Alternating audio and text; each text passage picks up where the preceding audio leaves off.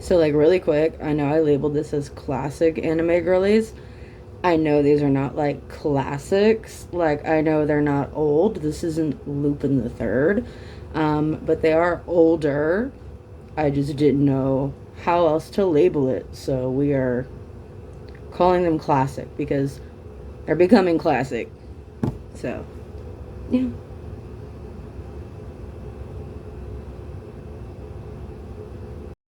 So it only makes sense to start off with Misa Amane just because Death Note has been such a huge part of my life, which sounds ridiculously sad. But ignoring that, I have many Death Note tattoos, and I spent some years running a pretty successful Death Note themed blog on Tumblr. And in the darkest times in my life, the Death Note community on Tumblr really, really helped get me through a lot. Those people were my only friends for the longest time, and even though I haven't gone on Tumblr in quite a while, and I really don't want to because I don't want to relive any cringy things that are there, I look back on it with really fond memories. But even before the Tumblr days, I started watching Death Note back when it first ever aired on Adult Swim, and I was already into anime, but I pretty much was only watching what was available to me on TV. So that's how I discovered most of the anime that I had watched until, of course, I got older and was able to branch out. I actually had my MySpace page Death Note themed quite a few times. And I remember there was a small stint where I pretended to be Misa's voice actor, and it made no sense because I used my real first name, which the actor that plays Misa is very easily Googleable even back then. But there were a couple of people that fell for it, and it was just so dumb because I was like 8, 9 years old. But I've watched this show countless times, like literally countless. I have absolutely no earthly fucking idea how many times I've watched this in full. And you know what? Everybody gives the Near and Mellow arc a lot of flack, and I felt the exact same way when I was younger. But when I rewatch it now, it does add some variety to the show. I think the show definitely needed to deviate from what it was doing because parts of Death Note can feel a little stale, especially after so many rewatches. I feel like the Near and Mellow arc really do a good job of introducing something new to basically end up ultimately tying up the story. Is it like the best thing ever? No, there's definitely some flaws, but I think people just kind of overly hate the show in general and in that arc specifically. You know what, the animation in general in Death Note goes so up and down.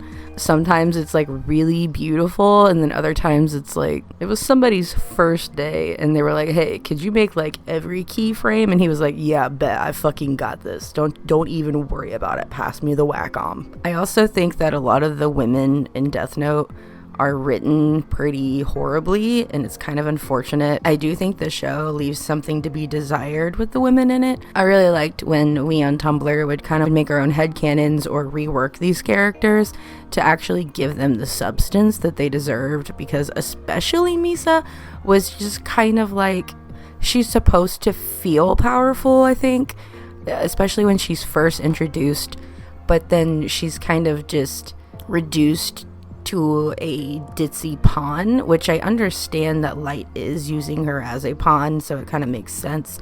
But she still, I think, had way more substance than that, especially because everything that she was able to achieve before meeting Light shows that she is very smart when she needs to be. And I feel like it would have helped if we got to see a lot more of that from her. Takara also suffered from kind of just being a pawn, which I know yet again she was supposed to be, but she was intelligent as well. But then her and Misa had this kind of little squabble over Light, and I think it could have been written a lot better. This show is also definitely one of my comfort shows as I started to get into my edgy phase, my little emo phase. When I was growing up, I remember like laying in the dark listening to the soundtrack was just like really embarrassing, but I was like 10, 11, you know. But I just have like it's one of the first like goth quote unquote media that I was able to consume living in like a rural town in Ohio, you know, with a redneck family. It's such a comforting thing for me, and I feel like I can watch it in almost any mood and always get something from it. Something that actually amazes me about Death Note is the staying power of it. It seems to be beloved still to this day, and we're gonna completely ignore the live action Netflix movie that happened, which I'm sure contributed some to people actually looking into the anime, but we're just gonna ignore that because I don't even want to go there. But I see, you know, I see Death Note everywhere. There's, you know, the merchandise is still everywhere. People still talk about it, and it just makes me happy to know that it's just really nice to see people appreciating what is essentially a masterpiece, ? I don't know if that's like too much to say for it, but it's just really nice to see people still appreciating it, because it does deserve that. And I feel like it's one of those anime that are like a good introduction to anime, because it has more realistic themes, of course, other than, you know, a fucking notebook killing people and a giant Shinigami man. But other than that, it's tame and toned down in the color scheme, and there's not a whole lot of that anime style that could be a little off-putting if somebody hasn't seen it before. One of those ones that I feel like it's gonna stay around. It's gonna be around for a long time, and rightfully so. And I love drawing Misa Amane. I think she's great. Also, I cannot draw furniture. I can't. I'm sorry. I tried. I really did. It just kind of looks like a fucking chewed up Starburst, and I'm sorry, but I tried. Okay? Thanks. On to the next one.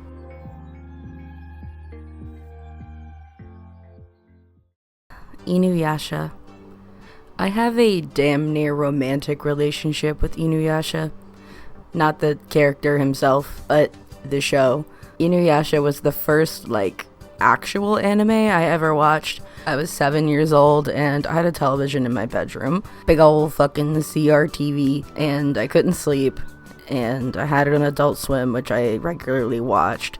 And I just so happened to catch the very first episode of Inuyasha, and I was like, but excuse me, what the fuck is this? Because this is the shit, alright? And I remember I struggled staying up every night on Saturday to watch it, but I did it. And then by proxy, I ended up watching every other anime they had on Saturdays as well, which I will get to in later parts of this series. But Inuyasha really was kind of there for me, as cringy as it sounds, during a lot of like bad parts of my childhood, and it became a big escape for me. And I was pretty much the only one in my friend group at school, or really at school in general, that had known what anime was. And I started this little empire of, like, I would go to the store with my mom and beg for a pack of Blink DVDs. Remember pirating some software so that I could, you know, encode the videos I wanted to burn, and I would burn episodes of Inuyasha and like AMVs and stuff. Like Animal I Have Become Inuyasha AMVs, just the sickest shit ever back then. And I would hand it out to my friends, and I was like, hey, you guys need to like get up in this, because this is amazing, and I know you've never heard of it, but you're gonna hear about it, and we're all gonna like it. I was very bossy. It was horrible, but it worked, and I got my little teeny tiny little itty bitty friend group of people who would actually like watch anime and talk about it, and I was like, yes. And I even started like some cringy YouTube channel back in the day, just a bunch of like shitty AMVs, and then I also did MMD, the Miku Miku dance videos from back then, because I was also into Vocaloid at the time. But yeah, it's been just such a wild ride, and it all started with Inuyasha. I remember I rarely ever asked my dad for anything, because he was not such a nice man, and I was so scared, but I wanted the Inuyasha movies so bad, because I wanted to watch them, but I couldn't figure out like where to do it, and I used to use LimeWire, and I remember trying to get it, but our internet was so horrible, and I wasn't allowed on the computer. Like, my dad wouldn't let me on the computer, so whenever he was out working in the garage, my mom would let me on, and I would have to do everything I needed to do right while he was in the garage, and I had to, like, basically keep an eye out. My mom would help keep an eye out for me, but if I was in the middle of downloading something, I had to stop it because I couldn't leave any signs of me being on the computer. So I was never able to actually, like, end up downloading it. So I remember biting the bullet and begging my dad, like, please, please. And I found it on eBay because he sold used cars all the time on eBay. So I was very familiar with eBay. But I remember surfing eBay and, like, finding it. And I was like, oh my God, I need it. So I eventually was able to get him to buy it for me somehow. And I watched the shit out of those and have never been so infatuated with something in my life like I was with Inuyasha. It really just almost, like, made me who I am, which is, like, stupid to say, but like I said earlier, I grew up in a little redneck town and, not in the best family, and I do feel like I would have taken a way different course in life, even in my personality, had I not found Inuyasha and then started liking art and anime in general and looking into different cultures. It's really amazing what one small thing can do for you as a person, and I'm just very thankful for that sleepless night I had as a child. And I have, like, a demonic ass evil older sister, and she would make fun of me for liking anime and all that, even though she liked Pokemon when we were younger. She grew out of it pretty fast and became, like, the boy obsessed / trashy girl. Yeah, she's a lot. I don't know. It's not my fault you're boring. But I really didn't have anybody to watch anime with until I ended up becoming a tyrant at school. But it's really cool to see that I also inspired an old friend into making art. I'm not really in contact with many of my old friends, but watching her basically through social media, still doing art to this day because she was introduced to anime and started drawing. It just, the butterfly effect is real. And it's just such a wholesome thing. But I do remember something not so wholesome is a lot of the times whenever I would make school projects, I tried to incorporate anime into it as much as I possibly could, which wasn't necessarily an issue until I realized a few of my teachers were, like, racist. And it was very strange for me as a child because I never really paid attention. I knew that there were issues with, like, people of color and people not accepting them, but it wasn't really that loud to me as a kid because I never paid any attention to it. But I never even, like, thought of the concept of people being racist towards, like, Asian culture or anything like that. And I remember we had a project in language arts where we had to write a children's book, and I remember I made, like, an anime character protagonist, very magical girl-esque type of girl. And then she had a magical penguin sidekick who looked a lot like Piplup from Pokemon Diamond.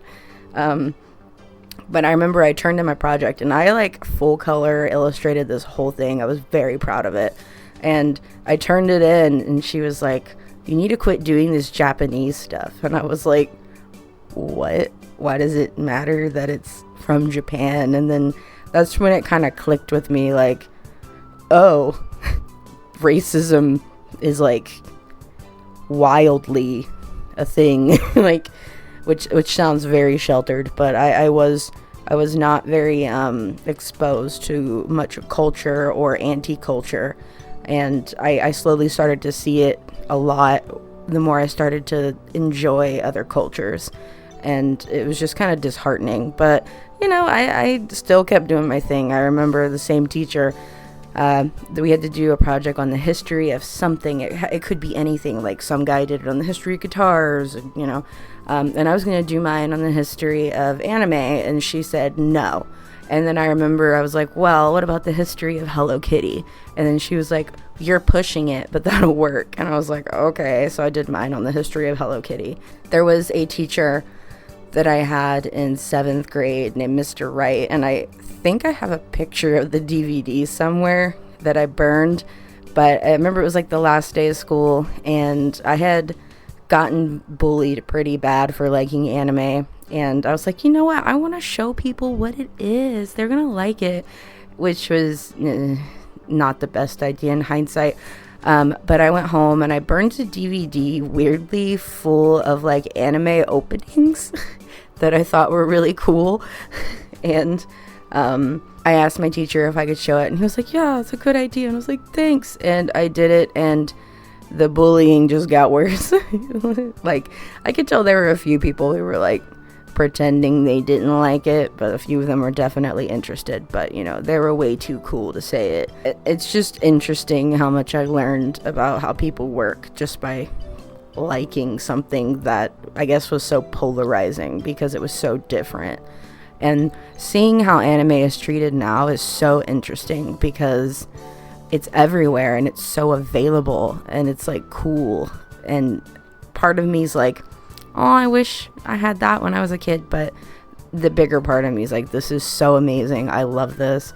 I remember when I was a kid, if I saw a poster with an anime character on it at the store, I like lost my absolute mind. Because none of that was available. You couldn't just go out and buy anime merchandise at the store, and now you can. Everything was online back then, or on sketchy websites, or you had to get it off of eBay. I remember one time, because I grew up pretty poor, I was in Walmart with my mom and my sister, and I always loved to look through the poster section. You know, it's just something me and my sister always did. And I saw a Bleach poster, and I was like, are you telling me that like this is right in front of my fucking face right now? So I asked my mom if I could have it, and she was like, no, we don't have the money. It was like $3, by the way. She was like, no, we don't have the money. And I told her, I was like, I will not eat dinner tonight. Like, I will take the money that was meant for my boyfriend at dinner tonight, and I will buy this poster. And she was like, whatever, fine. Like, which in hindsight, like, I guess it doesn't sound like an amazing parenting choice on her part. You know, gonna starve to death that night. But I got my Bleach poster, god damn it, and I cherished that thing. But back on the topic of Inuyasha in general, I chose to draw Sango because I am gay. And I remember Sango being one of my first anime crushes in general. I was like, you know, she's so strong and she's so pretty, and she was like stern and aggressive, but she was also sweet and kind, you know. And I don't know, I remember as a kid just, you know, hard-eyesing at her. I was like, oh, she's so pretty, you know. But that's why I chose to draw her. I almost picked Kagura or Kikyo as well. I do love Kagura's character, especially now that I'm older. Just such a tragic story. And I really just love the depth of her character. And then Kikyo also is another character that got a lot of flack and she didn't really deserve. I remember just being a kid and then like, especially in, you know, the mid 2000s, you know, a lot of Kikyo hate online on the MySpace bulletin boards. And I feel like you just kind of go with the flow and you're like, yeah, I hate her too. Her character sucks. But you know, rewatching it, you know, she's a pretty tragic character and there's a lot of layers to her, and she's just very fascinating to me. On to the next one.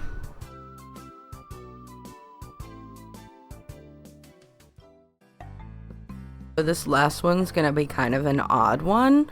I'm drawing Ayumi Mamiya from a show called Magicano. I actually named my first ever YouTube channel after this show. It was Magicano 96, but that channel has since been nuked because of copyright, because I used to make AMVs, and, you know, hilarity ensues. I actually found this show because I eventually found out that there was something called Anime on Demand for our cable company that we had when I was a kid. On Anime on Demand, they would upload different shows pretty sporadically, and sometimes you would end up getting all of the show, but sometimes they would randomly stop in the middle of like the season or the series and then never upload any more episodes again. But I remember they uploaded them a new episode of each show every Wednesday, and one of those shows was Magicano, and it was one of my first like raunchier anime that I ever watched. I ended up really liking it because hello, gay. And you know, it didn't really have any nudity, but it was very suggestive, and like the whole premise almost was that Ayumi was trying to get it on with the dude. His name started with an H. I really can't remember it right now, and it's really not important. But But I became pretty into this show in general. I remember, like, because it was such a niche show, there wasn't even any merchandise that I could find online. So I ended up going to the store and I found this, like, printer paper that was, like, fabric transfer. So I got that, and I remember I printed out a couple pictures and then I ironed them on a t-shirt, and it looked like absolute dog shit. But you know what? I wore it because I wanted to be cool, even though I, like, super was not cool. It was just a strange show, but it brought me a lot of joy, and getting exposed to, like, the more mature themes, not necessarily an amazing thing for, like, my at the time 11, 12-year-old brain, but I think as, you know, a gay kid, you know, it kind of confirmed a few things for me, you know, because I was very interested in seeing the cleavage of the girls and didn't necessarily so much care for anything boy-like. And there was also, like, this little subplot, funnily enough, with a girl named Yuri in it, which I'm sure you know is kind of like a word for girls love manga. And she was, like, the school president or whatever, and she had, like, this student who looked up to her, who was, like, very in love with her and definitely gay. But I remember as a kid being like, why can't they just, like, be gay? Like, why are they, you know, why is this just a joke? Like, why can't they just be gay? What's up with that? And then actually also on Anime on Demand, I discovered my first boys love anime, which, by the way, it's a shit-tastic anime. It is not good. But it was Gravitation, and oh geez, that's like a whole other video, but that was like a saga in my life, where I was like, gay media, like, and I was so about Gravitation, like I said, I could do a whole video about my weird obsession with Gravitation. It's pretty cringe. It is very cringe, but I do think it was very important in my formative years to be exposed to some sort of gay media, even if it was a giant, horrible pile of horribleness, because it's not good. It's not even a display of a healthy relationship in any way, shape, or form. But anyway, enough about Gravitation. Magicano just is one of the, it's just weird. It's a weird show. I've never heard anybody else talk about it before. It was a good show. I wouldn't say it was great, but I liked it, okay? And it made an impression on me. And also, I always found it interesting, even back then, because I had seen Sailor Moon before, that Ayumi's pigtails very much so resemble Usagi's from Sailor Moon. But Ayumi's character was definitely, like, a lot cheekier, and she was, you know, very devious, and I really liked that, because I hadn't seen a lot of, like, women act like that, obviously, because, you know, real life is not like anime, but even in anime, you know, I had seen, like, strong women, but I wouldn't necessarily categorize Ayumi as a quote-unquote strong woman, but she was a very, like, confident, full of herself, I'm gonna get what I want type of person, and it was just interesting to see. And also, as a kid, like, I was like, she's attractive, I like her. I'm actually drawing her in an alternate outfit that she was in for, like, literally 5 seconds in an episode, because even as a kid, whenever I would try to draw Ayumi, there was something really annoying about her uniform. I don't know, I feel like it needed more variations in it, to kind of break up pieces of it. But it wasn't very fun for me to draw, so I ended up just, like, kind of reworking a different outfit that she has worn, and I thought it was really cute, and I like pink, even though I pretty much mainly wear black and green. Magicano also taught me the word hussy, which is not important, but I think that's fun. But I do definitely want to make more parts to this series. I have actually a book that I started kind of as like a diary when I was in, like, 8th grade, but in the back of it I started to write down every single anime I had ever watched, and it was in, like, the 150s, I think. The last time I haven't looked at it in a very long time. There's a lot of material there, and I think it'd be really fun to just reflect on my past and look at these anime and see in what ways did they help, shape and form me, if they did. Not every single one of these is gonna form who I am as a person, but for a long time anime was really all I had as a kid, which sounds sad, but it is, but that's life, and you use what you can to cope with things. I was a big ass motherfucking weeb, and I wore that badge of honor for quite a while, but I look back at it with a lot of fondness, and I think it's fun to reminisce and revisit these titles, even if it's just drawing a character from them. But yeah, I hope, a lot of you stick around to watch, because I think it'd be fun for you. Maybe if, we might see something you have seen or haven't seen. And if you have seen any of these or have any thoughts and feelings, I'd like to read about them. So thank you for listening, and have a great day, night, whatever it is in the sky, wherever you are.